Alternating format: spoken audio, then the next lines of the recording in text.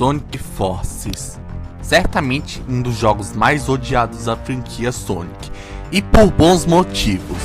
Quando o teaser desse jogo saiu, muita gente estava esperando que o jogo seria o grande retorno do Sonic, por causa de sua ambientação de guerra, o retorno de vilões icônicos da franquia, um personagem customizável e etc. O jogo gerou diversas expectativas, mas quando ele lançou, ele foi uma decepção. Gameplay piorada comparado ao Sonic Generations, level design básico e linear demais, chefes ridiculamente fáceis, história fraca e mal escrita, má execução de ideias e etc.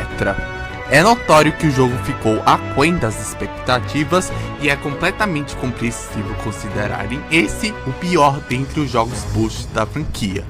Mas nesse vídeo eu quero abordar um ponto que faz muitos criticarem a história do Sonic Forces, o seu vilão Infinity.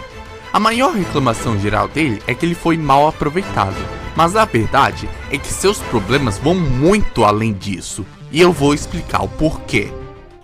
Primeiramente, vamos começar pela sua história de origem. Na HQ Rise of Infinite e o modo Episode Shadow do jogo, é revelado que Infinity era um líder de um esquadrão de chacais, que eram mercenários e iam atrás de objetos valiosos, e o Infinity era conhecido como o Mercenário Supremo. Na HQ é mostrado que o esquadrão encontrou o Dr. Eggman para inicialmente atacá-lo, mas depois eles entraram em um acordo e o esquadrão Chacal se tornou parte do Império Eggman.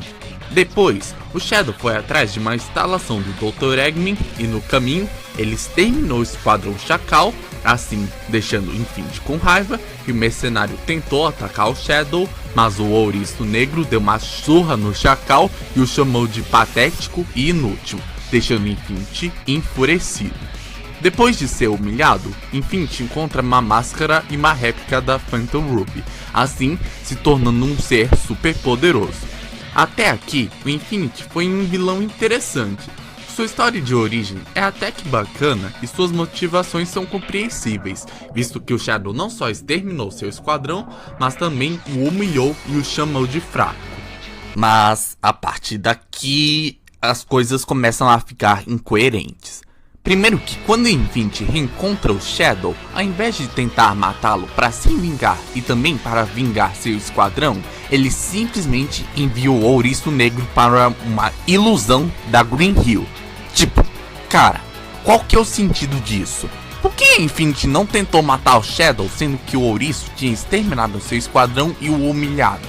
Parecia que ele queria mais atacar o Sonic ao invés do Shadow nesse momento, o que não faz sentido, pois até aí o Sonic não tinha feito nada com o Infinity.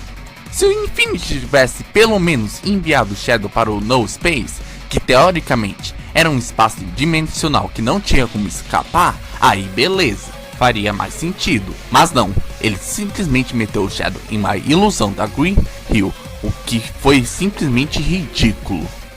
Agora vamos analisar seus poderes, mais especificamente as capacidades da Phantom Ruby, tanto no Sonic Mania quanto no Sonic Forces. A Phantom Ruby é um dos, se não o artefato mais poderoso da franquia Sonic no momento, pois seus poderes atingiram feitos muito impressionantes. Um deles foi conseguir fazer com que a Angel Island caísse mesmo com a Esmeralda Mestre nela, o que demonstra que o poder da Phantom Ruby é capaz de superar o poder da Esmeralda Mestre, que é superior ao das Esmeraldas do Caos.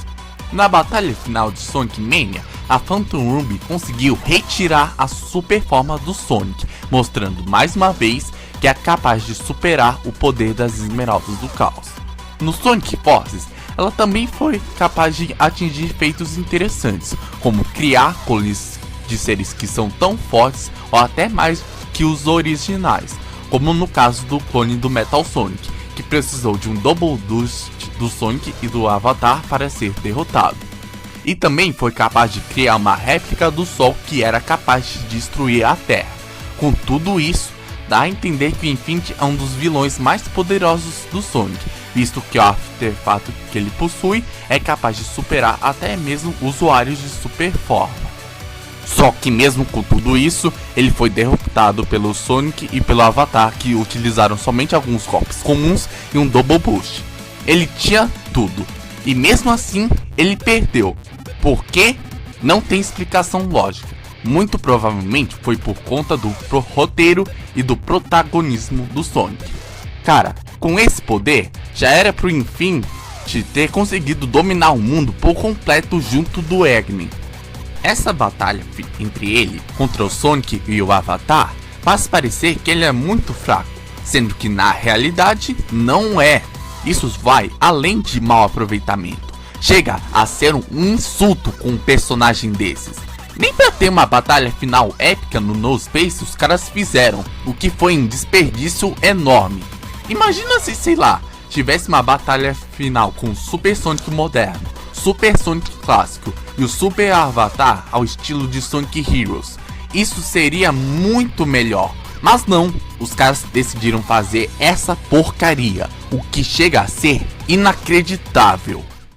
No geral, o jeito que utilizaram o Infinity e a Phantom Ruby no Sonic Forces foi muito ruim. Até no Sonic Mania, onde a Phantom Ruby não teve tanta presença quanto no Sonic Forces, conseguiu ter um aproveitamento melhor. E olha que o Sonic Mania é um jogo do Sonic clássico e o Sonic Forces é do moderno, que teoricamente era para ter uma história mais bem desenvolvida.